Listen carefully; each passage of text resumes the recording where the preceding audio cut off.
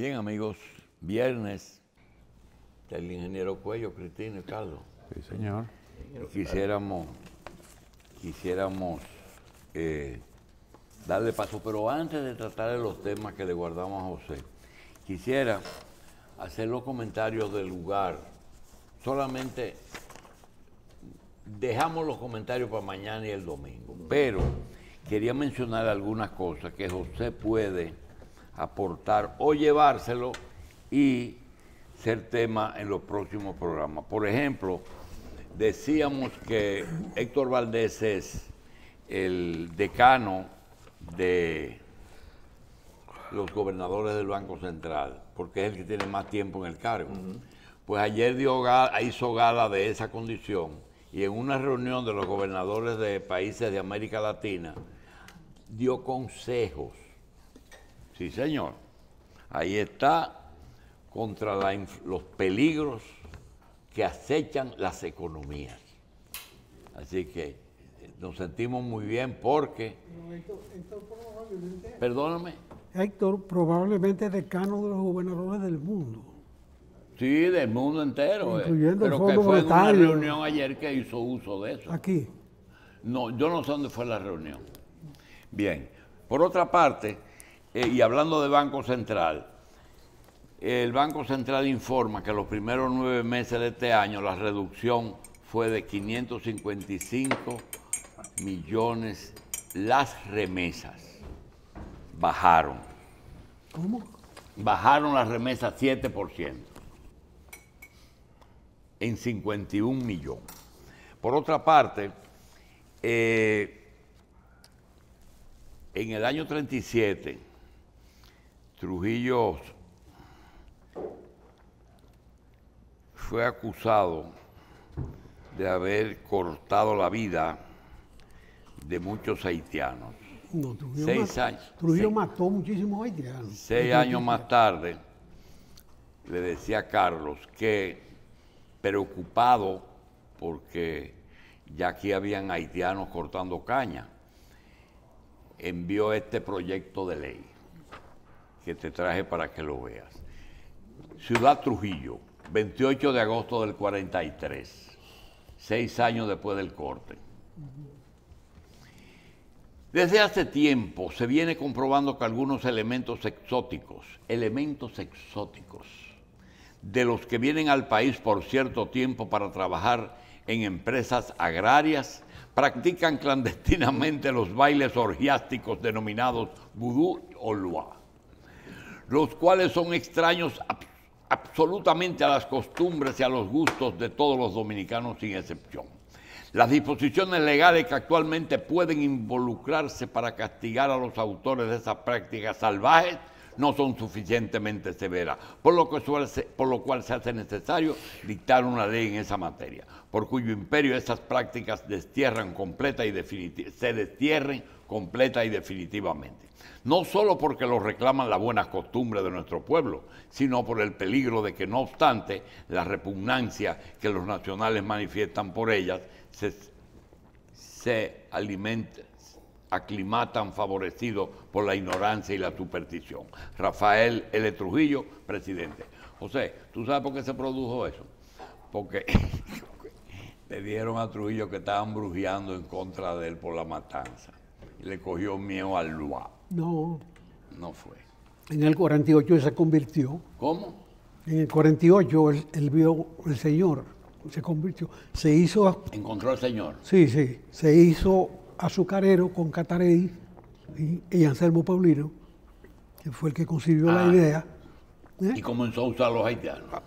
Ahí están los convenios que firmó desde Magloire para acá de contratación de haitianos, que se mantuvieron hasta que en el régimen de Jorge Blanco, coincidiendo, cayó el último de los Duvalier.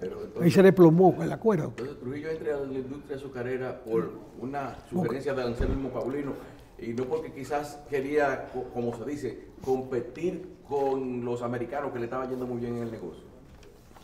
Mira, él no tenía ese criterio. Anselmo lo convence de que se meta, yo no sé por qué. Con don Anselmo Ableu, en una ocasión en Madrid, cuando era el embajador allá, un personaje interesante porque él marcó un cambio en el régimen de Trujillo. O sea, su presencia fue un cambio importante. Hay una era de Anselmo, que además terminó con un acontecimiento que no se ha recogido, la cantidad de cartas que se escribieron aquí contra Anselmo, cuando cayó preso, al final de eso. Y hay toda una promoción. La Jara Burgos, por ejemplo, se promueve como jefe político, porque fue el que cogió preso a Anselmo. Bien. Es más, el propio Trujillo dijo, ¿tú te atreves a cogerlo? Eso contaba la Jara, que no era muy modesto. El cuento de él, ¿verdad? Señores, hoy es día de las escuelas vocacionales, Día Mundial de la Vista, Día Mundial del Donante, y hoy es Día Internacional sin sostén, sin sujetador.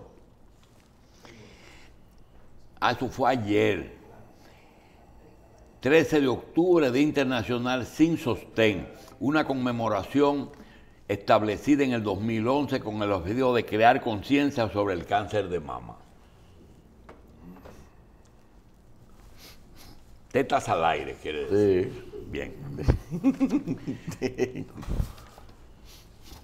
El Fondo Monetario apoya gravar grandes fortunas y grandes compañías con impuestos solidarios en tiempos de crisis. Te lo dejo. La Reserva Federal se compromete a acabar con una inflación inaceptablemente alta. José. Ella es la que la genera.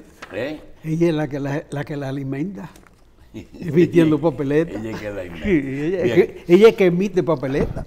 La Reserva Federal. Que nosotros somos amigos de él, José Israel. Tuvimos también un intento de integrarlo aquí, pero parece que él tuvo que salir del país. Hay un artículo de Malcolm que dice las ironías de la vida, un Nobel y la crisis bancaria. Dice Malcolm, mi equipo y yo cargamos toda la responsabilidad y el peso de las críticas porque en mi naturaleza la palabra miedo no existe. A 6 días de haber sido nombrado gobernador del Banco Central, explotó la crisis bancaria. Los resultados del rescate de los depositantes no se hicieron esperar. Caída abrupta del PIB, aumento de la tasa de cambio de 20 a 60 y tasas de interés que alcanzaron un 50%. Se estima que la pobreza aumentó en 1 millón de personas. Este trabajo lo recomendamos que se lea porque hay algo que no se ha dicho y es que Lois no manejó 100% la crisis. La crisis se manejó en el Palacio. ¿Fue así, José? Sí, pero la manejaron algunas personas incluso que no tenían responsabilidad directa. Bien. José. Ese artículo salió en el Caribe ayer. Sí. O en el Listín. No sé. Es bueno decirlo para que lo busquen. No sé. Como hay 5 periódicos por la mañana. Sí, pero no sé dónde fue que salió. Es donde escribe, creo que es en el Hoy, creo. En el Hoy, sí. Creo. Bien. Doctor, José, nos piden precisiones de un tema que tú has tratado varias veces, que son la tarifa eléctrica.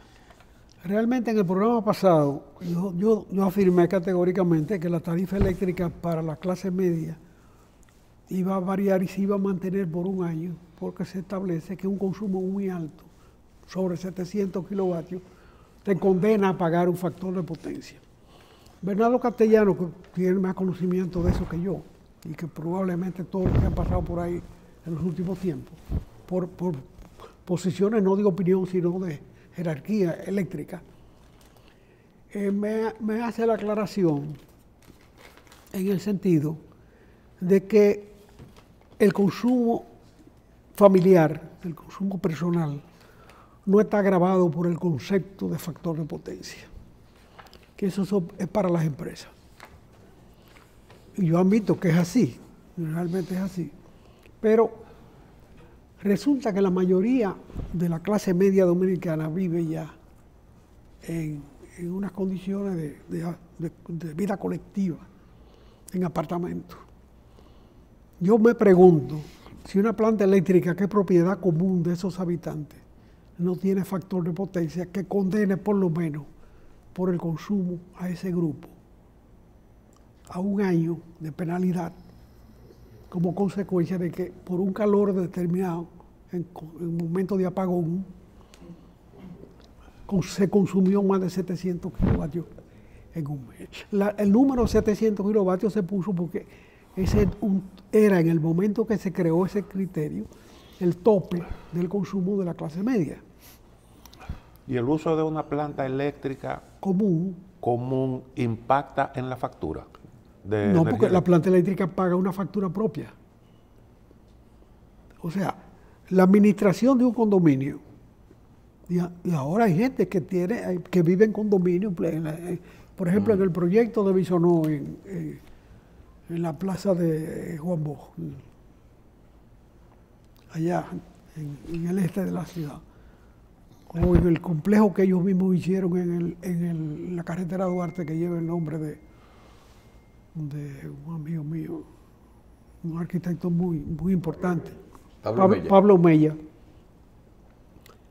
Ahí hay mucha gente que vive con un elemento común de consumo, que es el mantenimiento de la energía del edificio, de los pasillos, del ascensor, si lo tiene, de todos los aspectos de la vida común. Y ese condominio tiene una contabilidad aparte, propia, y un administrador. Okay. La ley de condominio se promulgó en el año 57, creo. Sí, 57. Y creó la facilidad de la vida colectiva. Okay. Y a partir de ahí comenzó a construirse en varios niveles en el país para fines de alquiler y de vida común. Okay. Entonces, el que haya un área común, con además que requiera de un servicio aparte, vamos a decir, que un edificio tenga, ya por el hecho de tener un área común y un servicio de electricidad que sea de uso común de todos, lo hace ante el sistema tarifario aparecer como empresa y no como individuo. Como una empresa, es una empresa. O sea, el condominio es una propiedad colectiva. El condominio y todo el que vive ahí se trata como parte de una empresa. Es una empresa, con administración propia. En algunos tienen un administrador externo incluso. Pero muchas veces en propiedades que son 10 o 20 familias, uno de ellos asume la administración. Pero se paga por uso común, 20,000, 30,000, 40,000 pesos mensuales. Sí. O sea, gastos comunes, sin piscina y cosas de esas, no es ese nivel, eso es mucho mayor. Yeah. Entonces, eso tiene factor de potencia porque esa planta entra con una demanda muy alta. Es para todos, no es para uno. Es una pregunta que me hago, porque, bueno, pero en definitiva, creo que el sistema eléctrico tiene una novedad en este momento, que fue que el presidente se acordó, un hombre que está muy atento a los problemas, se acordó que el sistema eléctrico estaba en banda, porque realmente la disolución de la CDE comenzó cuando vendió los generadores, cuando entregó los generadores a la propiedad privada. Y se creó el criterio de que los generadores tienen garantizadas sus ganancias y el Estado tiene garantizadas las pérdidas con las EDES. Había una EDE que la había ganado Unión Fenosa y en el gobierno que le tocó resolver ese problema, no solamente facilitó que Unión Fenosa no cumpliera el compromiso que había asumido de administrar esa EDE, sino que lo compensó. Normalmente cuando tú renuncias a una obligación que asumiste, y además por concurso, te penalizan. Te penalizan. Porque usted está dejando abandonado un compromiso que hizo.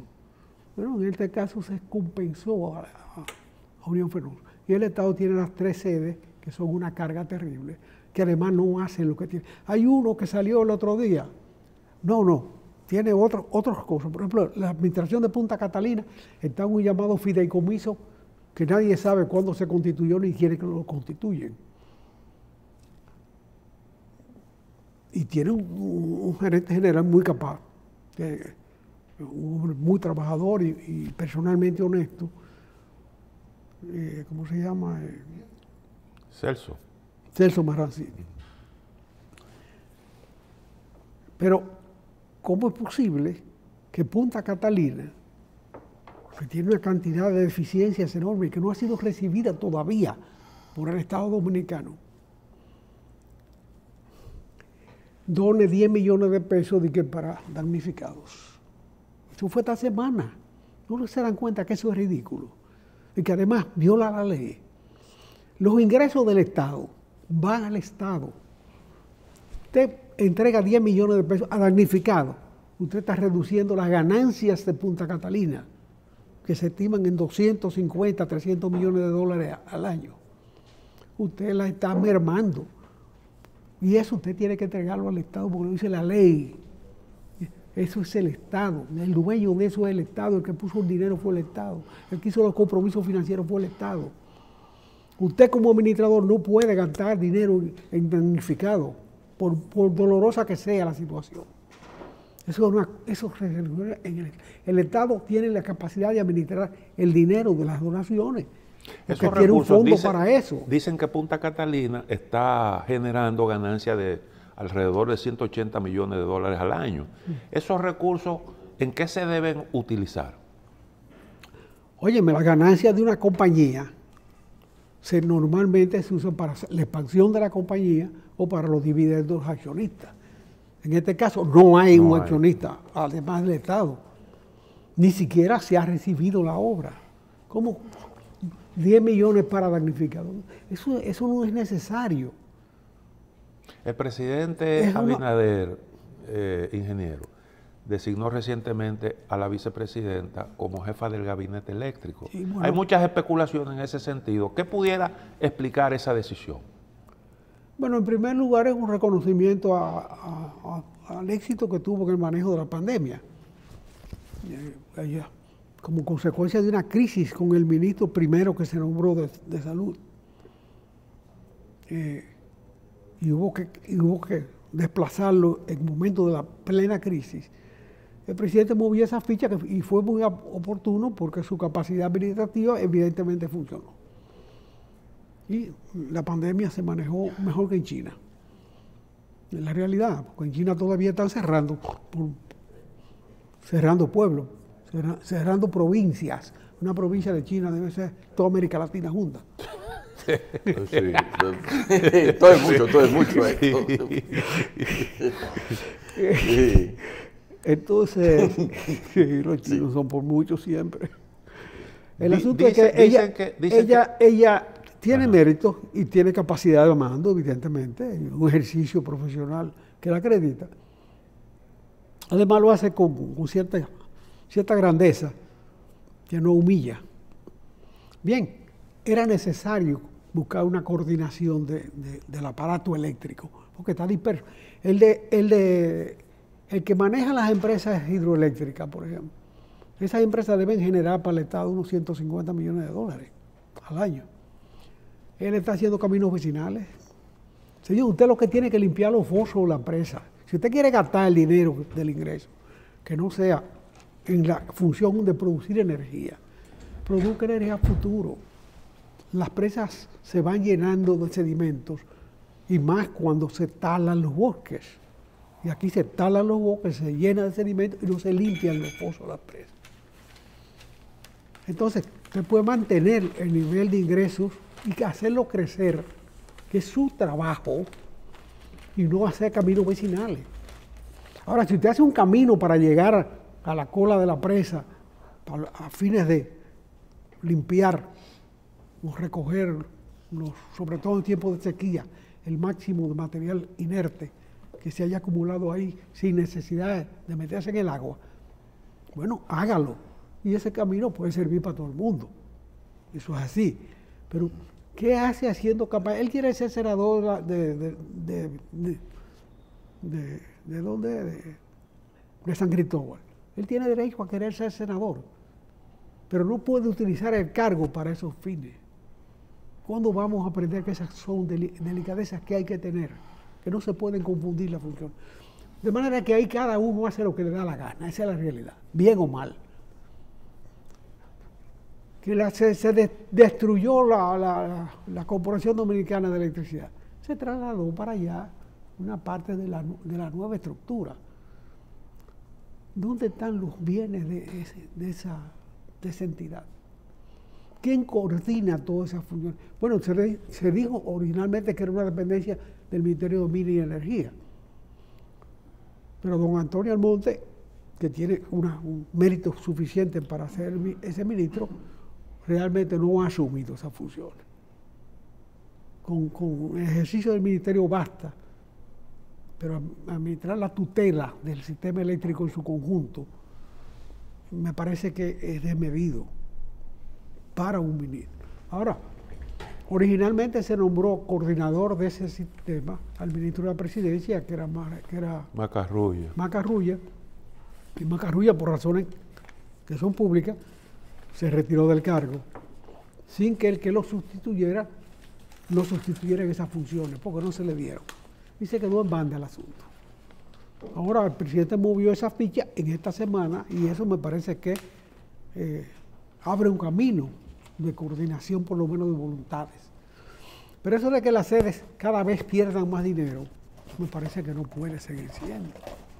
No puede existir indefinidamente una propiedad pública que pierda dinero. No puede existir un conjunto, como es todo ese sistema eléctrico, que gana dinero y ese dinero no pasa al Estado adecuadamente. Sino que se gasta ¿Qué es lo que cosas. explica el incremento de las pérdidas, ingeniero? ¿Por qué suben las pérdidas? Bueno, porque los costos suben. En este momento los costos de la energía son más caros. Y el Estado garantiza que los otros no pierdan. Pero resulta que el Estado es socio de la otra parte. Y sus ganancias, ¿a dónde van? A una entidad que las utiliza como le da la gana a través de todos los gobiernos.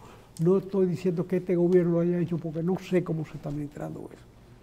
José Florentino está frente de eso, es un hombre que tiene un historial de vida conocido y que se puede confiar en él. Pero la práctica, ¿cómo se llama la entidad esa? Que está en un edificio, la que maneja la participación del Estado en empresas. La FOMPER. La práctica de FOMPER, la constitucionalidad ha sido perversa y no se ha juzgado. Se abrió un expediente del último gobierno, pero todos los gobiernos han hecho lo mismo. FOMPER maneja los recursos que recibe.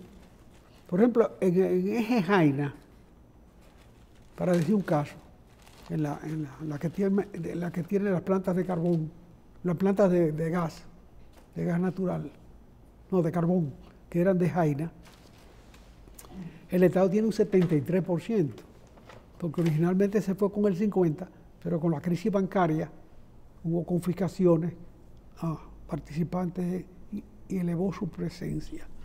El 73% de lo que produce Jaina es mucho dinero. Es mucho dinero.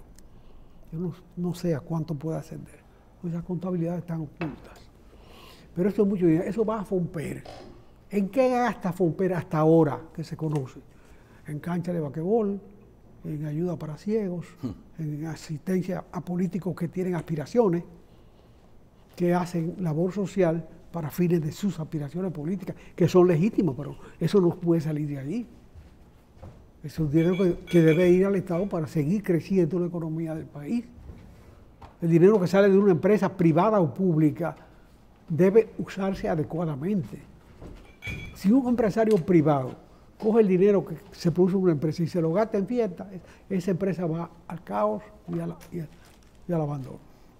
Ingeniero, cada día se produce un mayor alejamiento de Rusia de Occidente, particularmente de Europa. Y hoy se está hablando de la posibilidad de una guerra nuclear. ¿Cómo usted ve la marcha de esos acontecimientos? Mira, si hay armas nucleares en manos de los gobiernos, la posibilidad de usarlas siempre existe. Porque eso no se hace para que se envejezca ahí y se muera sin uso. Eso se hace para usarlo. Y la voluntad de usarlo está en manos probablemente de un hombre en cada sitio. ¿De un hombre? En cada sitio. Ah. Si hay un botón nuclear, hay un hombre que toma esas decisiones, la última. El único que ha utilizado bombas nucleares es Estados Unidos, en la realidad. Liquidó a Japón, liquidó la Segunda Guerra Mundial con el bombazo de Hiroshima. Y antes de que los japoneses, que fueron los agraviados, se dieran cuenta de lo que eso significaba, a los 2 días le tiró otra en Nagasaki. Eso está en la historia, eso lo sabemos. Pero después de eso, Rusia primero y otros países después, algunos sin sentido mucho de las responsabilidades del criterio, han desarrollado sus propios esquemas nucleares, unos más altos, otros más bajos,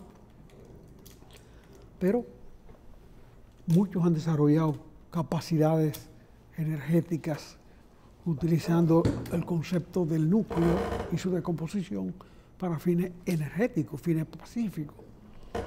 Pero hay muchos países que tienen capacidad de usar una bomba atómica. Y hoy hay 2 países enfrentados ahí.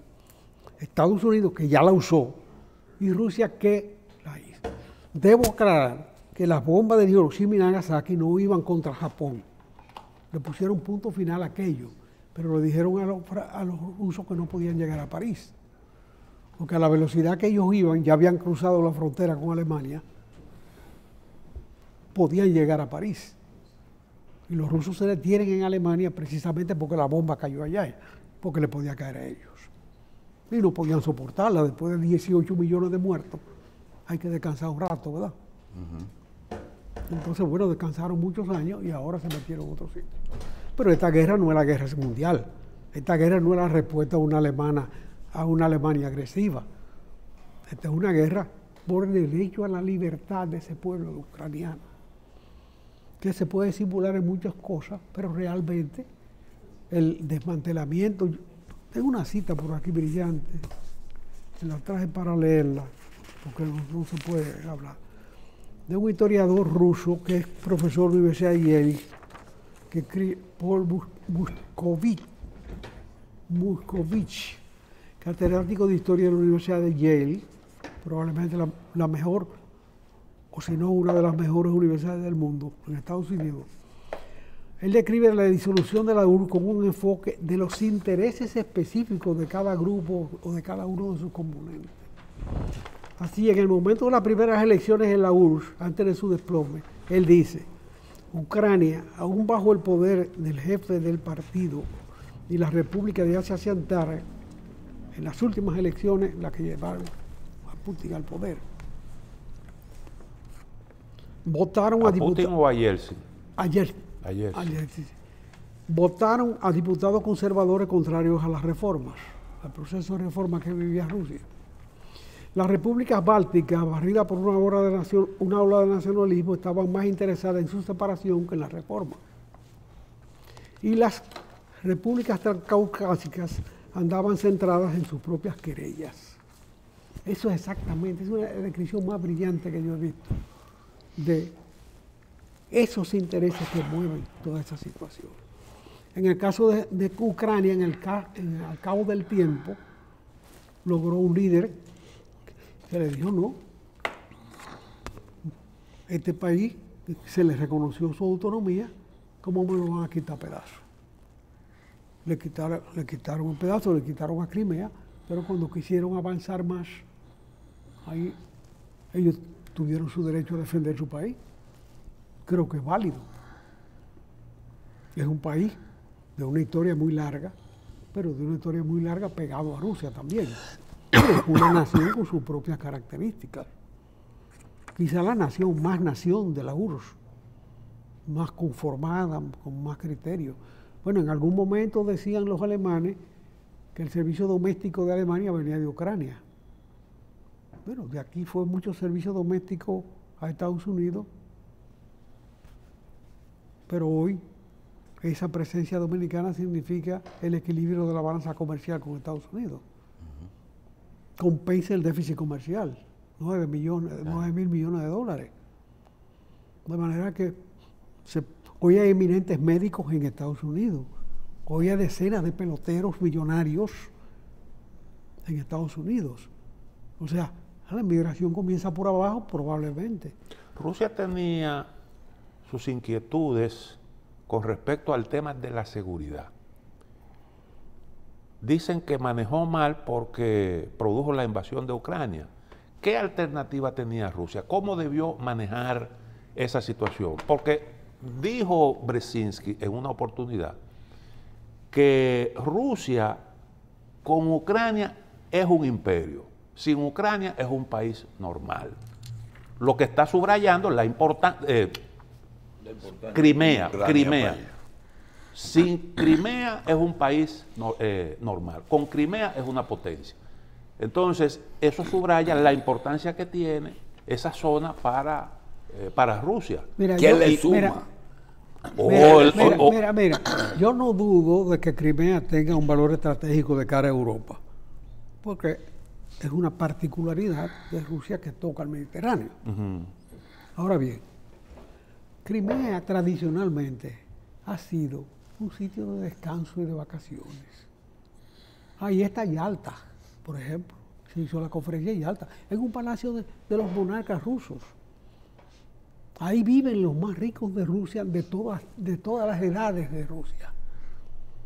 Ayúdame. Catalina la Grande fue que desarrolló Crimea. Pero ha sido la sede de la flota del Mar Negro, la más poderosa de... Sí, pero nunca ha peleado, por ahí se peleó. Ahí no se peleó, es un proceso defensivo. Ahora, se está conformando naturalmente una recomposición geopolítica del mundo, donde Europa queda ninguneada porque no ha sabido manejarse en su relación con Inglaterra. O sea, peleando con Inglaterra, Europa se disgregó. Miren, ayúdenos con esto. A veces uno trata de entender primero uno y de hacer que 2 o 3 personas que ven este programa entiendan. ¿Qué importancia tiene? Oye, cómo voy de lo pequeño. ¿Qué importancia tiene Turquía y un mar que hay ahí con Crimea? ¿Qué permisos, qué autorizaciones le hace Turquía a Rusia para salir de ese mar? Mira, hay que pensar primero que Turquía fue la sede del imperio otomano, de la cabeza del imperio otomano. El imperio otomano cubría todo el Medio Oriente.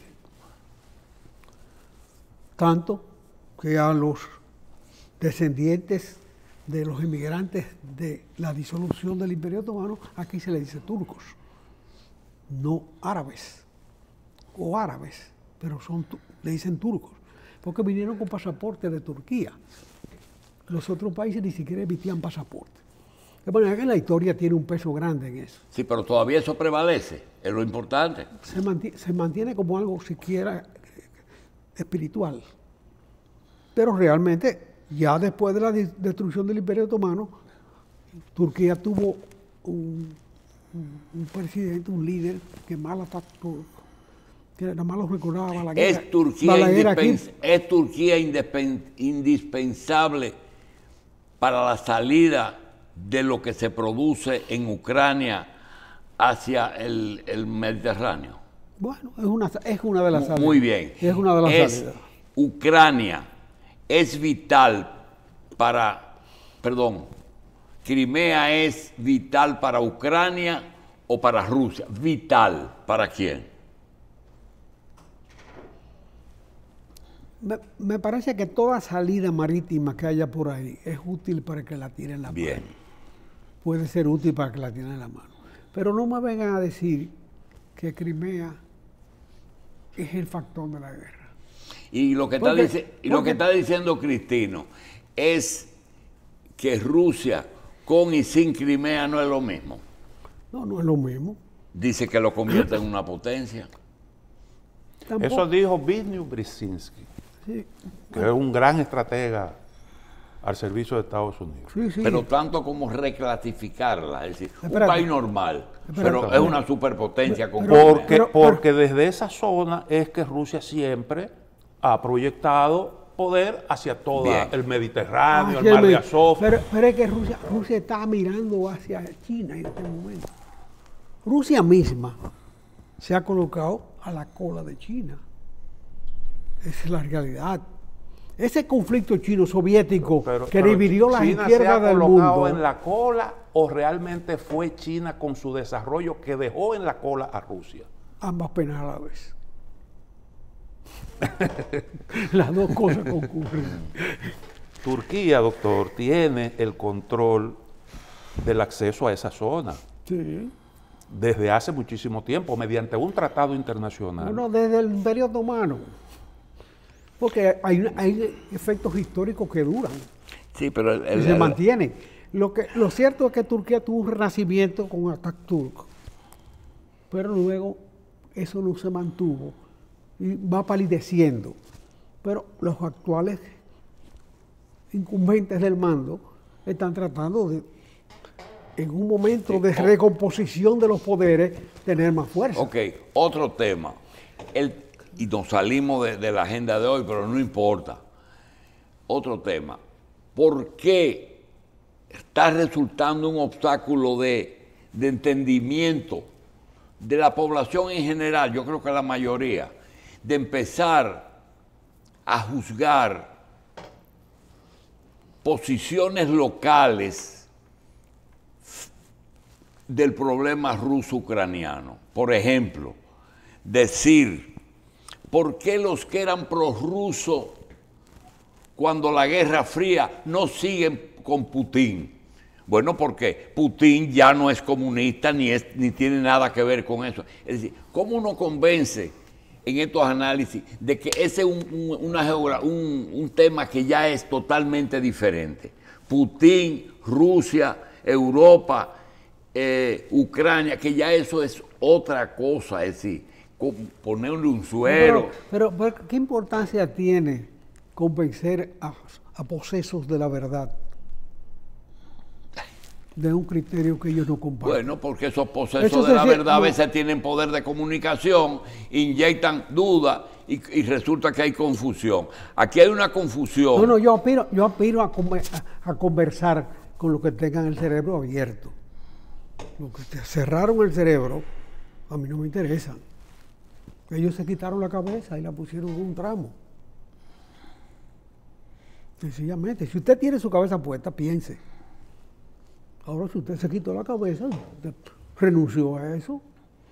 Pero ese no es el tema, a la gente no le interesa eso. Yo sé que no es el tema, el problema es que entonces uno trata de que por ejemplo, lo de Europa, independientemente de los resultados de la guerra, Putin con su posición desarmó a Europa y lo tienen vuelto loco a todos. ¿O es Estados Unidos con la OTAN? Realmente, la agresión de Putin sobre la vocación independiente de Ucrania pulverizó a Europa. Esa es la realidad. Europa es minusválida con la asistencia americana. Pero vamos al pasado. Vamos al otro asunto. Vamos al pasado. Dame. Vamos al pasado remoto que nos permite entender las cosas. En la Edad Media, cuando Europa estaba consumida en la locura de la Inquisición y del totalitarismo ideológico cristiano, ¿dónde estaba la civilización humana? Estaba en China. Marco Polo descubre a China y descubre todas sus potencialidades en la Edad Media. Europa renace con el descubrimiento de América y con el Renacimiento. Es ahí donde Europa se principaliza en la historia humana. Hasta ese momento alguien la llamó la península de Asia. Y cuando tú ves el mapa, Europa es una península de Asia. Pero desarrolló tanta capacidad, tanto talento a partir del Renacimiento, que se convirtió en la zona capital del mundo. Eso que usted dice es sumamente importante, Porque resulta que ahora mismo Europa, su posibilidad de expansión económica está precisamente en el Asia. Y lo que busca Estados Unidos es desconectar a Europa no solo de Rusia, sino también de China. Mira, la existencia de las naciones y de la geopolítica que se transforma es pasajera. Se demostró en el pasado inmediato que vivimos la potencialidad de la globalización. Un acuerdo entre Estados Unidos y China para separar a China de Rusia, que fue la razón del viaje de Nixon y Kissinger para allá, acentuar la diferencia entre China y Rusia, dio lugar a que 700 millones de seres humanos, que no tienen nada que ver que si son chinos, si son filipinos, si son americanos, 700 millones de gente pasaron a la vida civilizada en China. Es un acontecimiento de un valor extraordinario para todos los seres humanos, para la humanidad en su conjunto. Y un ejemplo de que la globalización es válida, pero ella tiene sus pasos, ¿Y entonces su por qué está en conformación marcha? y sus peligros. Hoy estamos en peligro de una involución total de la humanidad. Esa es la realidad. ¿Por qué está en marcha entonces un proceso de desglobalización? No, de transformación geopolítica, de asimilación de poderes políticos territoriales distintos. Pero ahora mismo las empresas están saliendo de China, muchas. Estados Unidos quiere producir sus conductores, sus semiconductores dentro de Estados Unidos. Se dio cuenta que la distancia perjudicaba su eficiencia.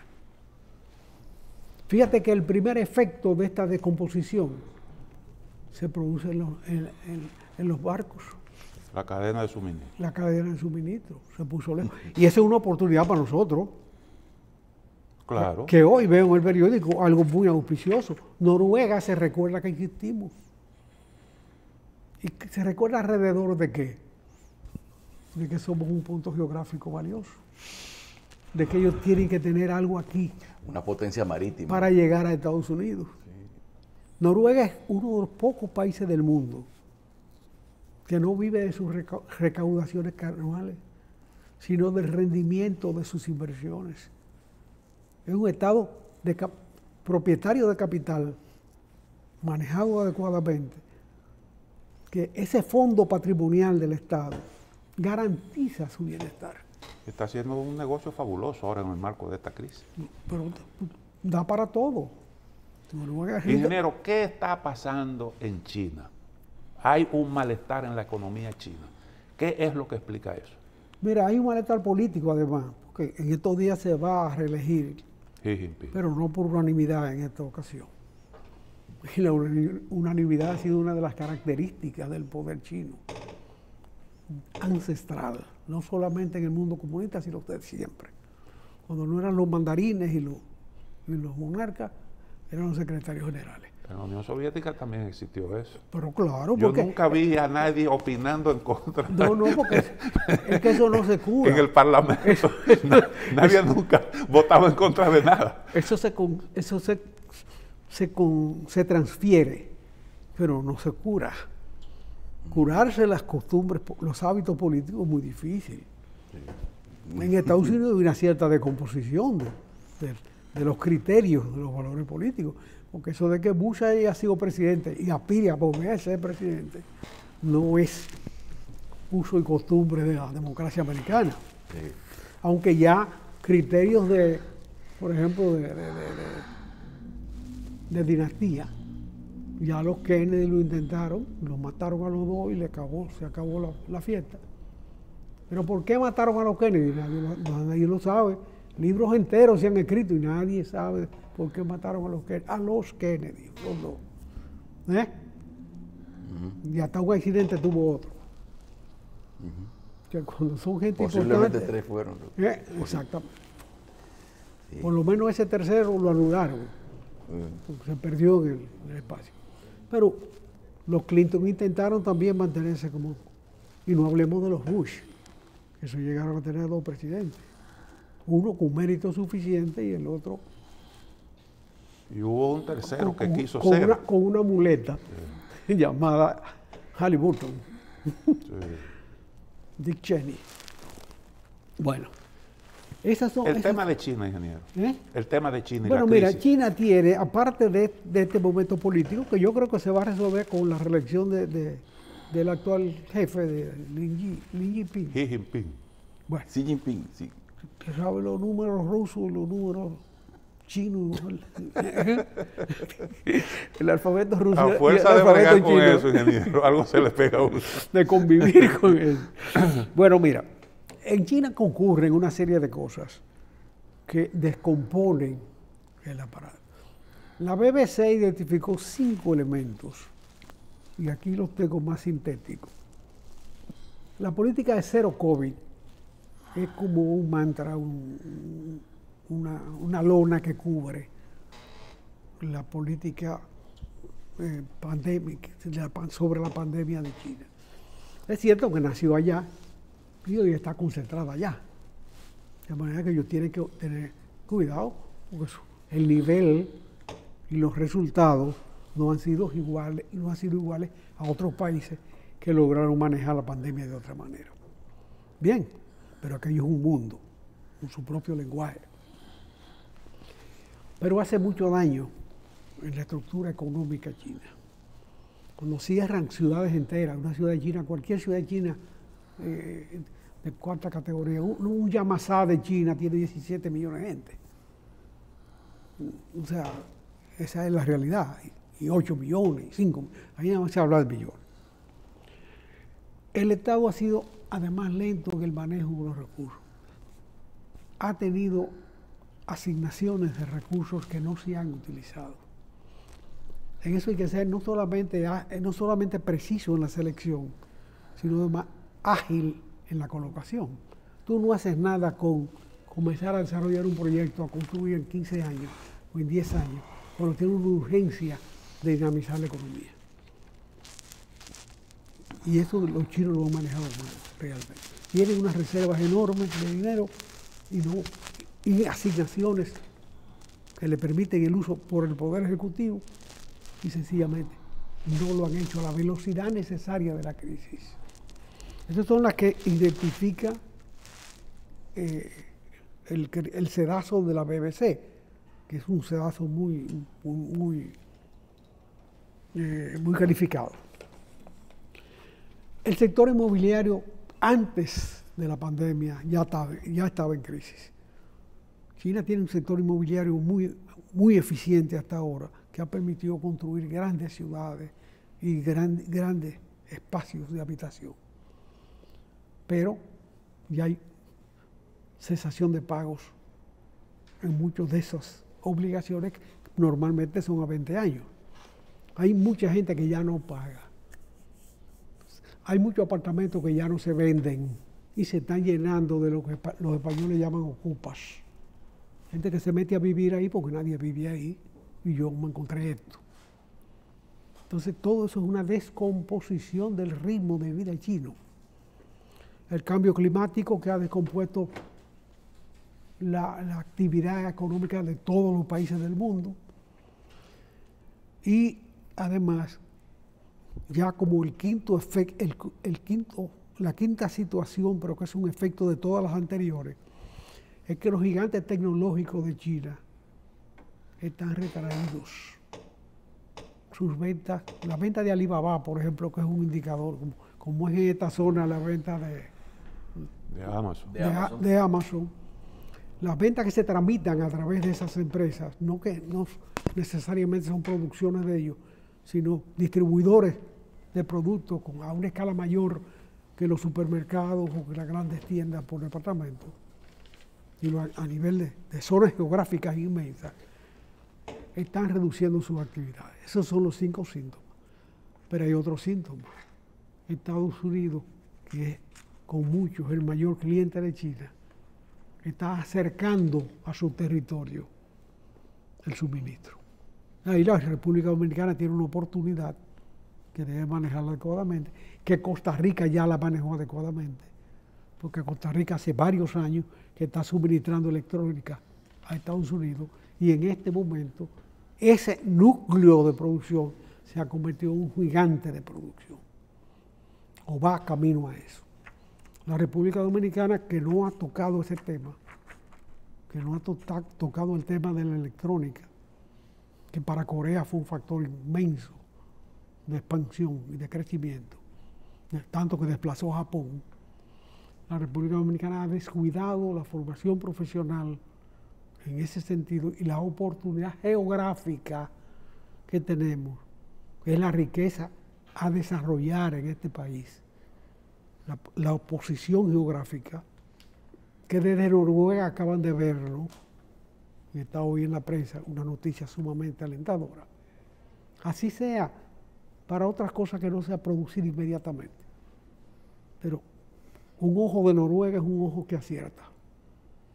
Hay que tenerlo en cuenta y tomar las medidas correspondientes. Entonces, ese problema es un sexto problema que afecta a China. La búsqueda por parte del mayor consumidor de los productos que ella genera de un mercado de suministros desde un sitio más próximo. Esas son las 6 razones por las cuales hay que plantearse que hay una retracción en China. Al mismo tiempo que hay una expansión de su geografía, de su dominio, por el acercamiento de Rusia y la aceptación de Rusia de un papel secundario, porque la garata era quien es el jefe. Evidentemente, cuando se produjo el conflicto chino-soviético de carácter ideológico, el jefe era Rusia, ideológicamente. Pero China triunfó. Ese acercamiento a Rusia de alguna forma compensa la política de Estados Unidos de atraer hacia su zona próxima toda la inversión que hay allá en la China. Era una redefinición de la geografía mundial. La geopolítica mundial está en proceso de recomposición, pero eso puede producir un enfrentamiento destructivo, que es el momento peligroso que está viviendo la humanidad. ¿Por qué? Porque Rusia tiene armas atómicas y Estados Unidos también. Rusia nunca las ha utilizado, pero Estados Unidos ya la utilizó. Y ya ganó una guerra con eso. Porque el que ganó la Segunda Guerra Mundial fue Estados Unidos. Yo leí en The Economist un trabajo que se titula Mientras Europa entra en recesión, Rusia sale de ella. Entonces analiza los efectos que han tenido las sanciones. Dice que le ha hecho daño a la economía rusa. Sin embargo, se prevé que el año próximo, dato curioso, la economía rusa puede crecer, puede tener un crecimiento. Porque lo que Rusia vende a Europa lo está vendiendo a Asia. Entonces ellos están exportando ese petróleo que no están exportando a Europa, pero ellos han modificado su estructura productiva. Ellos han modificado su capacidad de exportación. Es la misma. Pero ellos venden materia prima. Eso es lo que venden, eso es lo que exportan los rusos. No, claro. La pregunta es, el problema fundamental hoy es ese proceso que usted está describiendo, una recomposición. Hay una lucha, un enfrentamiento entre China y Estados Unidos por la hegemonía.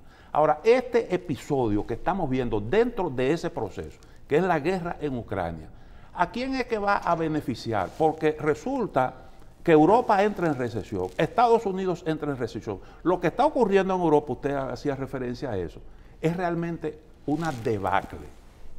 China está mirando en lontananza, no está directamente involucrada en este asunto, aunque le da apoyo a Rusia mediante la compra de algunos productos de exportación. No, que China está comprando más barato. Estados Unidos está invirtiendo una cantidad de recursos enorme en esa guerra. Es decir, ¿quién es que sufre la pregunta? ¿Quién es que sufre el mayor desgaste en este proceso?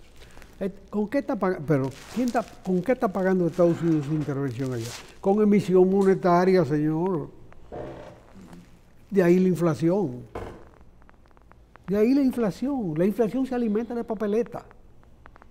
En cualquier sitio del mundo. ¿Por qué Estados Unidos, tanto Biden como Trump, no veían con buenos ojos el gasoducto de Rusia a Alemania? ¿Qué tenía que ver Estados Unidos con eso, desde el punto de vista económico? No, geopolítico sí, porque no dejaba de ser un amarre económico. Entre ellos dos. Claro. Pero yo lo entendí cuando Khrushchev firmó con Willy Brandt como el fin de la Segunda Guerra Mundial. Porque ¿para qué cogió Alemania para allá? Busca eso. Alemania cogió para allá porque ella no produce gas natural, no tiene mayor capacidad de explotación de los recursos del subsuelo. Alemania es un gran transformador de recursos, una potencia industrial. Así lo ha sido desde su conformación como nación, que fue concomitante con la nuestra. Nosotros nacimos en 1844. En esa época estaba Alemania ya siendo una potencia industrial. Bien. El metro de Berlín y el metro de Londres se construyó cuando los patriotas nuestros estaban luchando contra los haitianos o contra los españoles. En ese momento ya eran potencias industriales. Pero Rusia nunca ha sido potencia industrial. Rusia tiene industria. Y todo el proceso soviético es la construcción de la sociedad industrial rusa. Esa es la realidad, eso fue el logro de la gran revolución de octubre, que hizo ese país más desarrollado, pero no al nivel de Alemania, que siendo chiquitico comparado con su inmensidad, con la inmensidad de Rusia, tiene un Producto Interno Bruto mayor. Bien, siempre se quedan las cosas, pero hay una pregunta que la vi en una información en España, y yo quiero saber si es cierto, que en el 54 Khrushchev les regaló Ucrania a los ucranianos. Cuando Khrushchev... Crimea. Sí, exacto. Crimea. Se los regaló con motivo de un aniversario. Nikita Khrushchev a Ucrania. La historia es la siguiente. Nikita fue el comisario político del ejército soviético en Ucrania durante la Segunda Guerra Mundial. De ahí queda promovido al alto poder, como consecuencia de eso. Su segundo allá era Brezhnev, y poco tiempo después, cuando ya él se había consolidado en el Comité Central, se llevó a Brezhnev para allá también. El mérito de Brezhnev, que lo coloca como segundo, es cuando tiene la crisis con Beria, después de la muerte de Y esa Stalin. relación primaria que tuvo Khrushchev con Ucrania fue lo que provocó que él, cuando ya era poder, Cuando le ya entregara Crimea. era poder, le entregó Crimea y otras cosas. Bien. Con todo y población. Con todo y población se les dosó. Bien. Esa es la realidad. La y naturalmente hay que entender que la población rusa se extendió para allá y por eso permeó aquello. Pero aquí lo estamos viviendo con Haití. La última pregunta, si la situación que atraviesa Europa es producto de las acciones de Rusia en Crimea o de que Estados Unidos con la OTAN metieron a Europa en todo este lío. Mira, lo primero es que la periferia rusa, las dos periferias, la histórica zarista, de lo que constituyeron la URSS junto con Rusia, y los 6 países que fueron parte de la repartición de Yalta y Teherán y Poznan.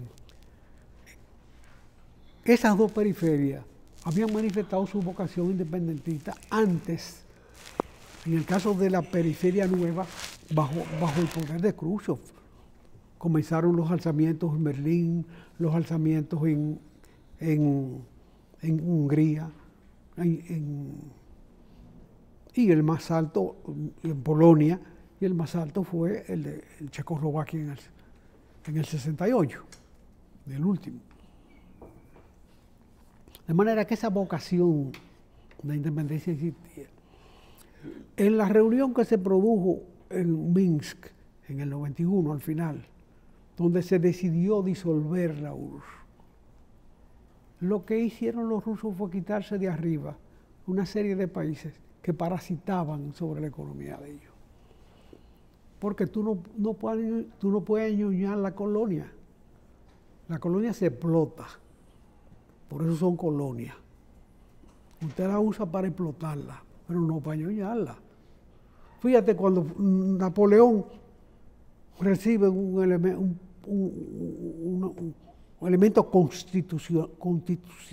una constitución francesa en la mano que prohíbe la esclavitud. Dice, pero en Haití no. En Haití la esclavitud se mantiene.